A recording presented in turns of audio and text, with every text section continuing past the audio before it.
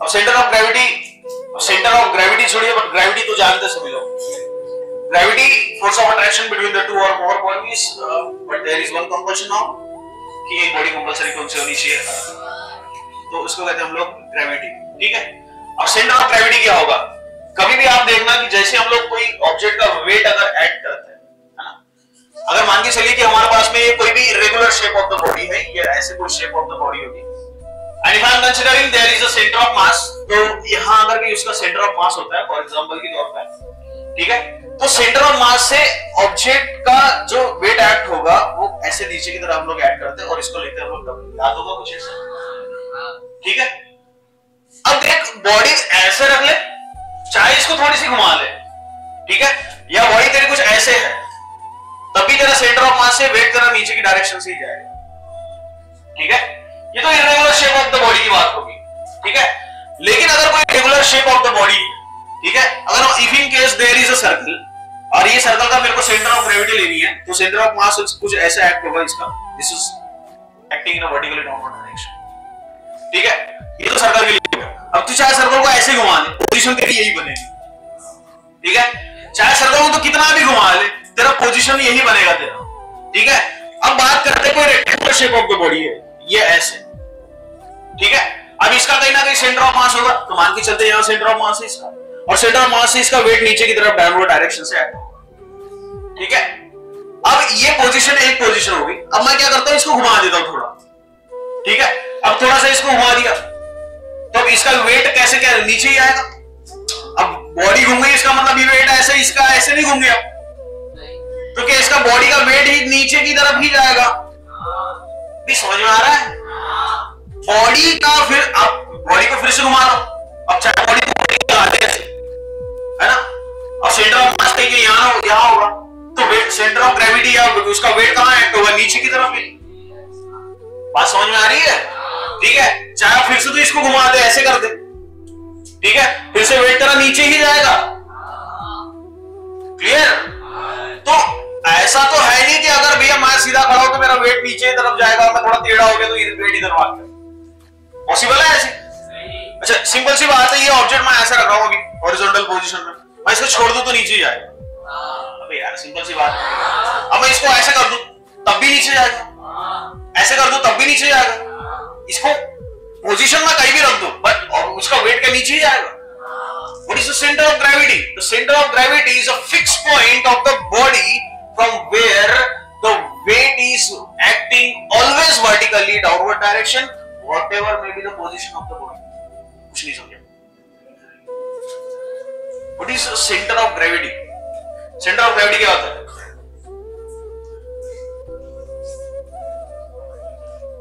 What is the center of gravity? Center of gravity एक body का एक ऐसा फिक्स पॉइंट से एक्ट होता है जहां से वेट हमेशा कहां जाएगा, downward direction, vertically downward direction, whatever may be the position of the body. Body का पोजीशन कैसा भी हो, उसका वेट हमेशा नीचे की डायरेक्शन से ही जाएगा और कोई भी एक फिक्स्ड पॉइंट से जाएगा, और वो जो फिक्स पॉइंट से जाता है उसको कहते हैं हम लोग सेंटर ऑफ मास। क्या कहते हैं हम लोग उसको, centre of. Clear? So what is the center of gravity? What is center of gravity? It is a fixed point of the body from where the weight is always acting vertically downward direction, whatever may be the position of the body. Body का कोई भी position हो, body का wait हमेशा नीचे की direction से ही जाएगा और वो एक फिक्स पॉइंट से जाएगा।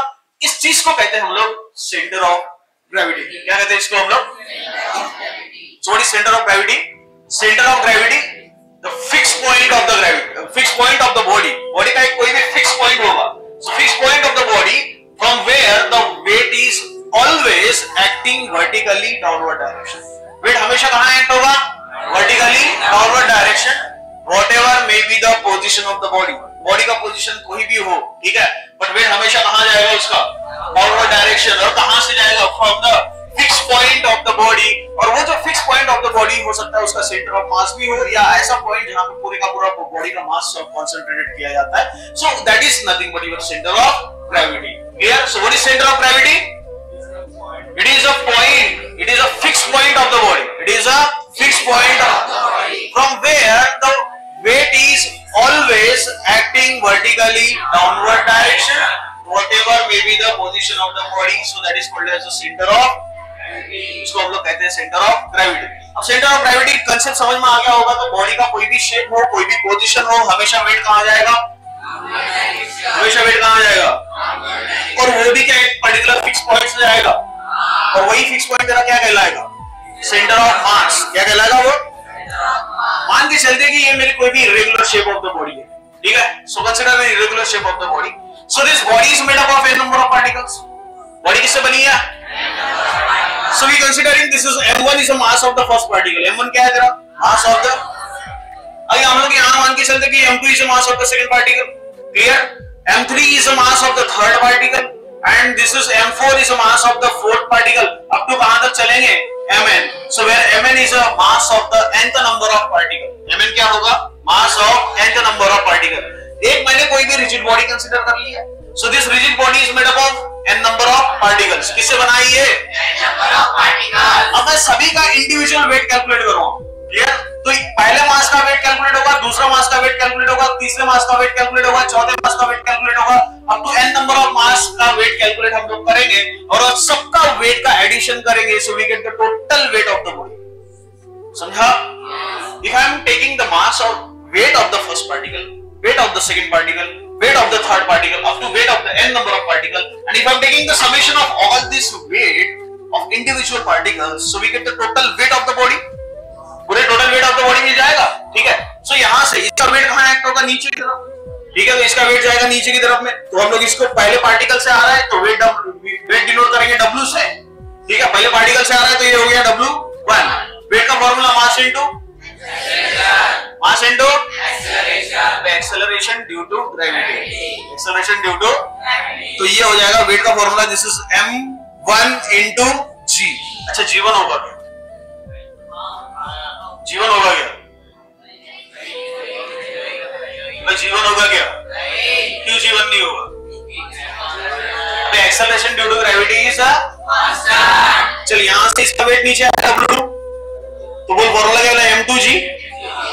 यार चल यहां से इसका क्या? m3g. So W3 is equals to, चल यहां से W4 is equals to m4.